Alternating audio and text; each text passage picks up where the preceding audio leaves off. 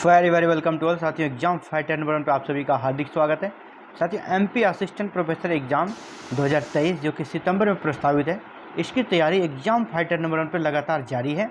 और अभी हम लोग पेपर 1 जो फर्स्ट पेपर है कंपलसरी सभी के लिए होता है, यहाँ पे हम लोग अभी देख रहे हैं मध्य प्रदेश जीके की क्लास नंबर 22 है साथियों।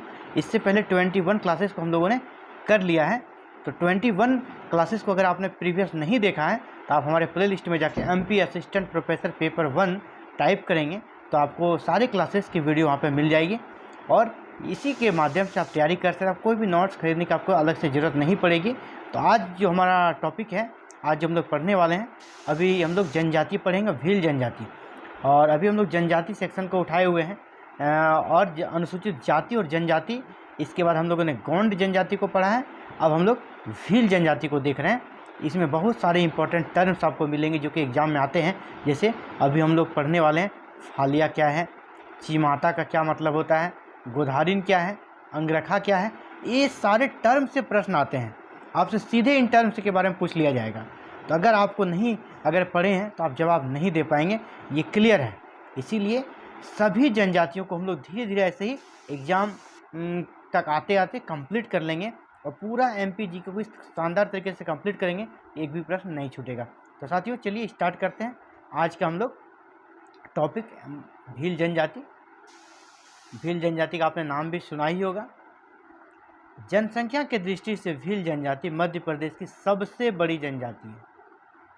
सबसे बड़ी, सबसे पहला प्रश्न हो गया, जनसंख्या के दृष्टिकोण से मध्य प्रदेश की सबसे बड़ी जनजाति कौन है? तो भील जनजाति। और पिछली जनजाति जो हम लोगों ने गोंड पढ़ा था, वो जनसंख्या के दृष्टिकोण से दूसरी सबसे बड़ी जनजाति थी। और ये आपका पहली, सबसे ज़्यादा आबादी वहाँ पर किसकी है?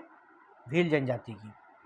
अगर भारत के दृष्टिकोण से देखा जाए, हमारे देश के दृष्टिकोण से, तो भारत की तीसरी बड़ी जनजाति है। पूरे भारत में सबसे ज़्यादा जो जनजाति निवास करती है, उनमें से तीसरा स्थान किसका है? भील जनजाति का। जैसा मैंने थंबनेल में डाला था, फालिया क्या है, तो देखिए आ गया। भीलों के निवास स्थान को फालिया कहा जाता है। भील जहाँ पर निवास करती है उनके निवास स्थल को क्या बोलते हैं? फालिया। तो आप ये अच्छे से याद कर लें, क्योंकि आपसे प्रश्न में सीधा पूछेगा फालिया से निम्नलिखित में से आप क्या समझते हैं? निवास स्थल, खाद्य सामग्री, है ना, कि धार्मिक स्थल, इस तरह के ऑप्शन दिए जाएंगे।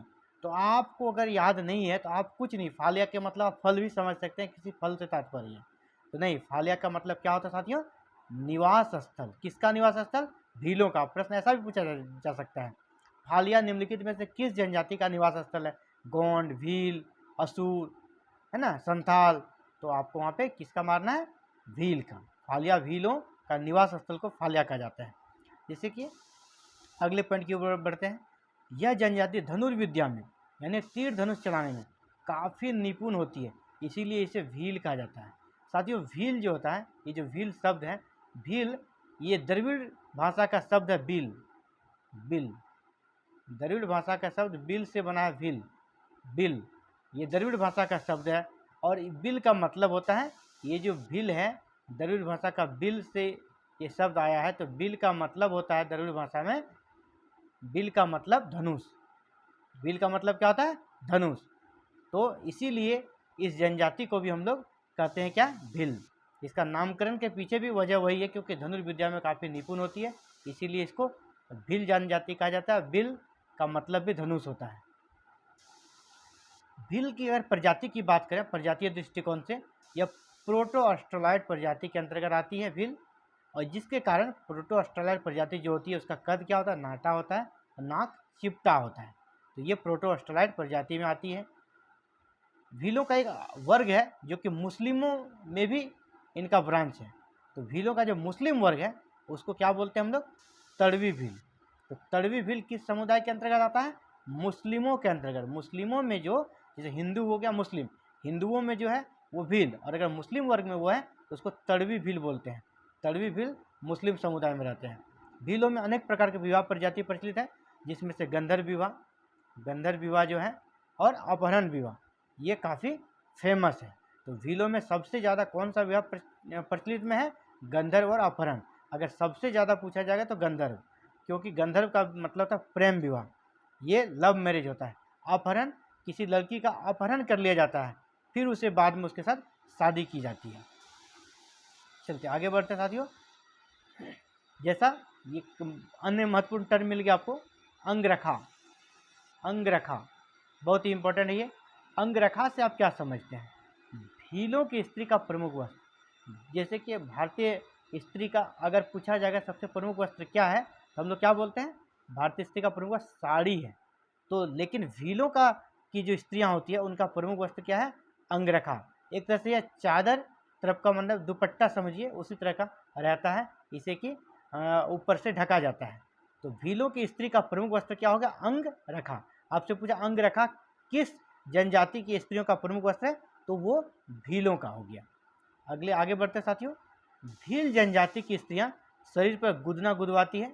आप गुदना से समझ रहे होंगे, ये ब्लैक कलर का ये एक तरह से पेंटिंग करा जाता है शरीर में, जिसको गोदना बोलते हैं, कहीं गुदना बोलते हैं। तो जो गुदना कलाकार होते हैं उसको गोधारिन कहा जाता है। ये अधिकतर महिलाएं होती हैं। गोधारिन से क्या मतलब है? शरीर में गुदना करने वाली जो स्त्रियां होती है उसको गोधारिन कहते हैं। अगला है, भील जनजाति को विश्व की सर्वाधिक गहना प्रिय जनजाति माना जाता है, क्योंकि ये लोग गहना बहुत, यहाँ की स्त्रियां जो भीलों की है या पुरुष बहुत तरह के गहना पहनते हैं, वस्त्र आभूषण पहनते हैं। आभूषण ये दिन जरूरी नहीं कि ये सोने के ही हो, ये सोने, चांदी, तांबा, लोहा, सिल्वर, किसी भी चीज़ का ये गहना पहन लेते हैं। मोटा मोटा सिक्कड़ तरह का ये पहन के घूमते हैं। लोहा तक का गहना पहन ले, इसको सिक्कड़ जैसा मोटा मोटा रहेगा वो लोग, ये लोग गला में, कभी पैर में, कभी हाथ में पहन लेते हैं, क्योंकि इन्हें गहना बहुत प्रिय है। और सोना का तो पहन पाएंगे नहीं क्योंकि वो काफ़ी महंगा होता है। तो ये लोहा का, तांबा का, किसी भी चीज़ का पहन लेते हैं। इसलिए इसको पूरा विश्व में, सिर्फ भारत ही नहीं, विश्व का सबसे ज़्यादा गहना प्रिय जनजाति कौन सा है? तो वो भील जनजाति है, विश्व का सबसे ज़्यादा गहना प्रिय जनजाति। अगला है पिथौरा। पिथौरा क्या है? तो एक चित्रकला है। भीलों के बीच प्रचलित एक चित्रकला है पिथौरा। ये काफ़ी इंपॉर्टेंट है, याद रखिएगा। पिथौरा चित्रकला का संबंध किस जनजाति से है? तो भील जनजाति से है पिथौरा चित्रकला का संबंध।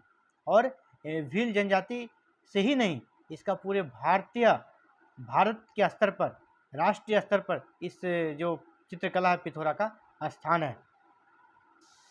पिथौरा चित्रकला हो गया भीलों से। अगला है भिगोरिया। भीलों का प्रमुख पर्व है, या होली का ही मुख्य रूप है।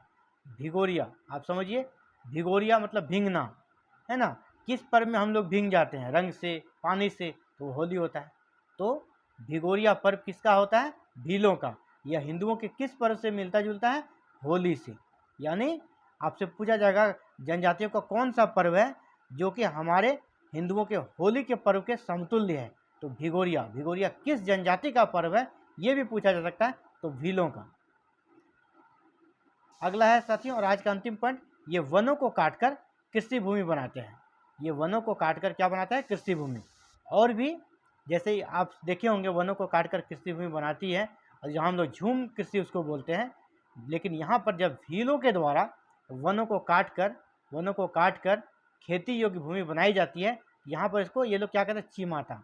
चिमाता भूमि कहते हैं। चिमाता भूमि का क्या मतलब हो गया?